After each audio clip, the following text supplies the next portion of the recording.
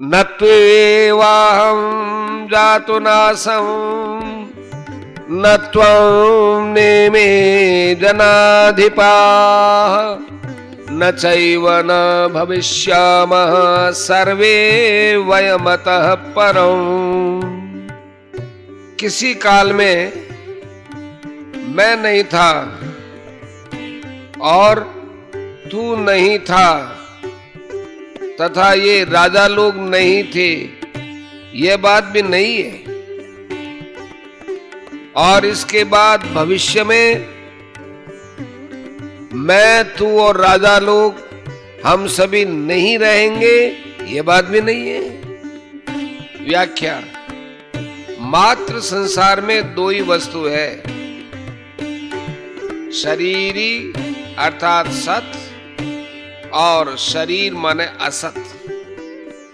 दोनों ही अशोच्य हैं, अर्थात शोक न शरीरी को लेकर हो सकता है और न शरीर को लेकर ही हो सकता है, कारण कि शरीरी का कभी अभाव होता ही नहीं और शरीर कभी रह सकता ही नहीं। इन दोनों के लिए पूर्व श्लोक में जो अशोचान पद आया है उसकी व्याख्या अब शरीरी की नित्यता और शरीर की अनित्यता के रूप में करते हैं। न त्वेवाहं जातो नासं न त्वं नेमे जनाधिपाः। लोगों की दृष्टि से मैंने जब तक अवतार नहीं लिया था तब तक मैं इस रूप से माने कृष्ण रूप से सबके सामने प्रकट नहीं था, और तेरा जब तक जन्म नहीं हुआ था तब तक तू भी इस रूप से माने अर्जुन रूप से सामने प्रकट नहीं था, तथा इन राजाओं का भी जब तक जन्म नहीं हुआ था तब तक ये भी इस रूप में माने राजा रूप से सबके सामने प्रकट नहीं थे। परंतु मैं, तू और ये राजा लोग इस रूप में प्रकट न होने पर भी पहले नहीं थे, ऐसी बात नहीं है। यहां मैं, तू और ये राजा लोग पहले थे ऐसा कहने से ही काम चल सकता था, पर ऐसा न कहकर मैं, तू और राजा लोग पहले नहीं थे ऐसी बात नहीं है, ऐसा कहा गया। इसका कारण यह है कि पहले नहीं थे ऐसी बात नहीं, ऐसा कहने से पहले हम जरूर थे, ये बात दृढ़ हो जाती है। तात्पर्य यह हुआ कि नित्य तत्व सदा ही नित्य है, इसका कभी अभाव था ही नहीं। जातु कहने का तात्पर्य है कि भूत भविष्य और वर्तमान काल में भी तथा किसी भी देश परिस्थिति अवस्था घटना वस्तु आदि में नित्य तत्व का किंचन मात्र भी अभाव हो ही नहीं सकता। यहाँ अहम पद देकर भगवान ने एक विलक्षण बात कही है। आगे चौथे अध्याय के 5वें श्लोक में भगवान ने अर्जुन से कहा कि मेरे और तेरे बहुत से जन्म हुए हैं, पर उनको मैं जानता हूं, तू नहीं जानता। इस प्रकार भगवान ने अपना ईश्वरपना प्रकट करके जीवों से अपने को अलग बताया है, परंतु यहां भगवान जीवों के साथ अपनी एकता बता रहे हैं।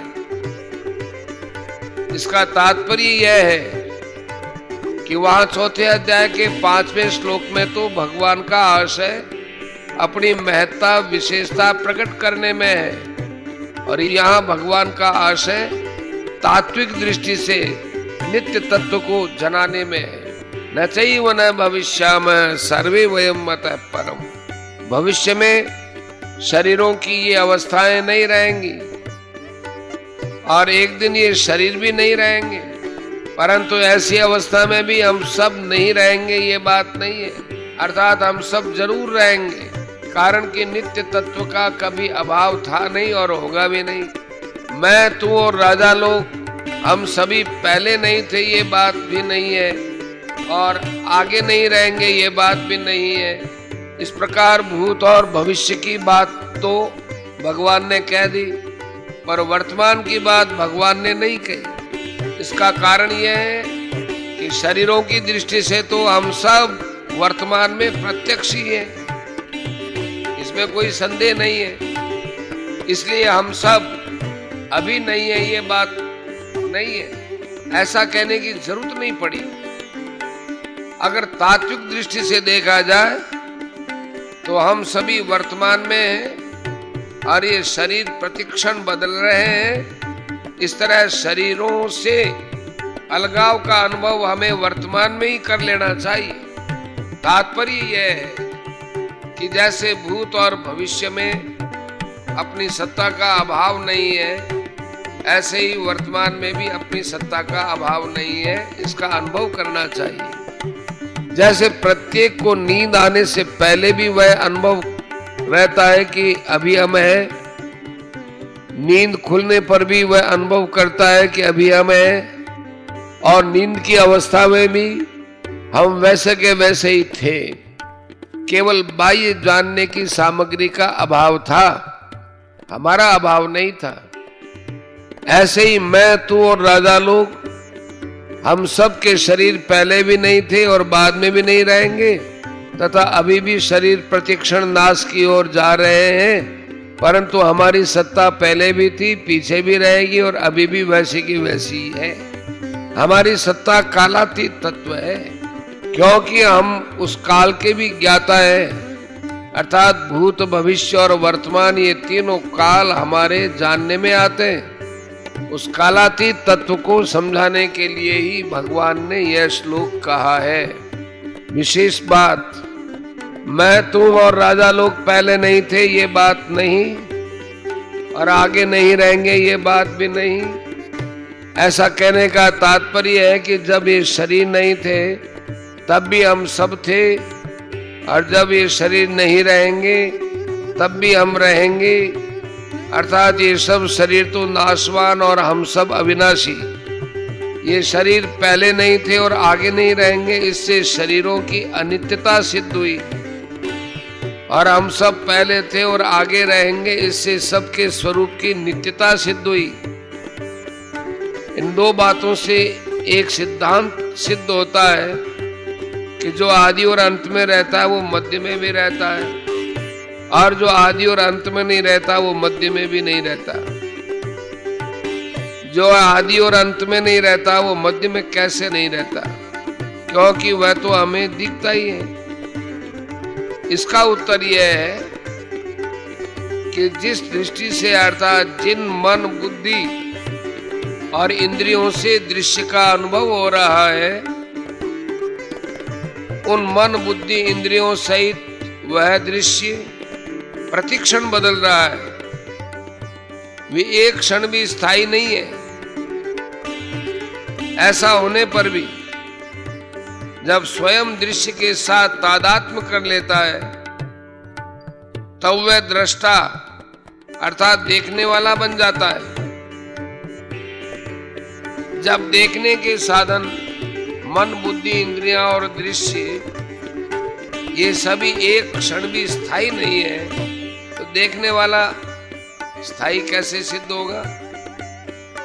तात्पर्य है, देखने वाले की संज्ञा तो दृश्य और दर्शन के संबंध से ही तो है ना। दृश्य और दर्शन से संबंध न हो, देखने वाले की भी कोई संज्ञा नहीं होती। प्रत्युत उसका आधार रूप जो नित्य तत्व है वही रहता है। उस नित्य तत्व को हम उत्पत्ति, स्थिति और प्रलय का आधार और संपूर्ण प्रतीतियों का प्रकाशक कह सकते हैं, परंतु ये आधार और प्रकाशक नाम भी आधे और प्रकाश्य के संबंध से है। आधे और प्रकाश्य के न रहने पर भी उसकी सत्ता ज्यों की त्यों ही है। उस सत्य तत्व की तरफ जिसकी दृष्टि है उसको शोक कैसे हो सकता है? अर्थात नहीं हो सकता। इस दृष्टि से मैं, तू और राजा लोग स्वरूप से अशोच्य हैं। परिशिष्ट भाव। इस श्लोक में परमात्मा और जीवात्मा के साधर्म्य का वर्णन है। भगवान कहते हैं कि मैं कृष्ण रूप से, तू अर्जुन रूप से तथा सब लोग राजा रूप से पहले भी नहीं थे और आगे भी नहीं रहेंगे, पर सत्ता रूप से हम सब पहले भी थे और आगे भी रहेंगे। तात्पर्य है कि मैं, तू तथा राजा लोग, ये तीनों शरीर को लेकर ही अलग अलग है, पर सत्ता को लेकर एक ही है। शरीर तो पहले भी नहीं थे और बाद में भी नहीं रहेंगे, पर स्वरूप की सत्ता पहले भी थी, बाद में भी रहेगी और वर्तमान में भी है ही। जब ये शरीर नहीं थे तब भी सत्ता थी, और जब ये शरीर नहीं रहेंगे तब भी सत्ता रहेगी। इस सत्ता के सिवा कुछ नहीं है। मैं, तू तथा ये राजा लोग, ऐसा कहने का तात्पर्य है कि परमात्मा की सत्ता और जीव की सत्ता एक ही है, अर्थात है और हूं दोनों में एक ही चिन्मय सत्ता है। मैं के संबंध से हूं है। अगर मैं का संबंध न रहे तो हूं नहीं रहेगा, प्रत्युत है ही रहेगा। वह है अर्थात चिन्मय सत्ता मात्र ही हमारा स्वरूप है, शरीर हमारा स्वरूप नहीं है। इसलिए शरीर को लेकर शोक नहीं करना चाहिए। भूतकाल और भविष्यत काल की घटना जितनी दूर दिखती है उतनी दूर वर्तमान भी है। जैसे भूत और भविष्य से हमारा संबंध नहीं है, ऐसे ही वर्तमान से भी हमारा संबंध नहीं है। जब संबंध ही नहीं है तो फिर भूत, भविष्य और वर्तमान में क्या फर्क हुआ? ये तीनों काल के अंतर्गत है, जबकि हमारा स्वरूप काल से अतीत है। काल का तो खंड होता है, पर स्वरूप की सत्ता अखंड है। शरीर को अपना स्वरूप मानने से ही भूत, भविष्य और वर्तमान में फर्क दिखता है। वास्तव में भूत, भविष्य और वर्तमान ये विद्यमान है ही नहीं। अनेक युग बदल जाए तो भी शरीर ही बदलता नहीं, वह का वही रहता है, क्योंकि वह परमात्मा का अंश है। परंतु शरीर बदलता ही रहता है, क्षण मात्र भी वह नहीं रहता।